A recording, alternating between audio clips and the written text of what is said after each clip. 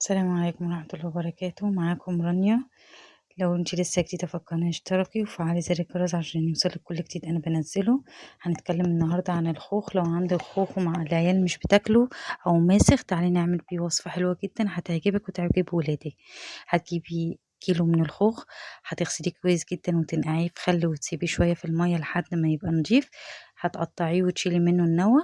هتجيبي حلة ونضيف عليها كوباية ونص مية، كوباية سكر، وهتحطيه على النار لحد ما يغلي. وطبعا انت واقفة عليه.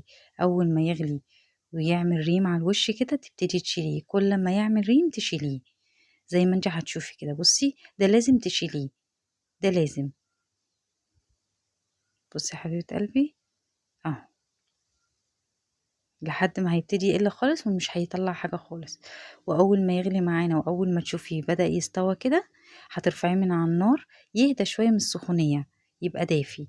هتجيبي الخلاط وتحطيه في الخلاط، تضربيه ضرب كويس جدا في الخلاط. مش هنحط سكر، مش هنحط اي حاجة لان هو فيه السكر بتاعه. هتحطي كله في الخلاط وتسيبي بمقدار كده ايه، معلقتين كبار او 3 معالق كبيرة. هتجيبي قالب من التلج زي ما انت شايفة كده، هتحطيه في الخلاط وتضربي، تفضلي تضربي، تقفلي وتضربي، تقفلي وتضربي. وعلى اول ما يخلص خالص تحطي الشويه اللي احنا سيبناهم على جنب دول في الخلاط.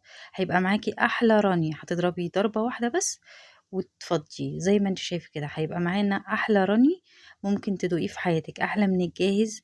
في منتهى الجمال، صحي ومفيد ونضيف ومضمون، وانت اللي عاملاه بايدك.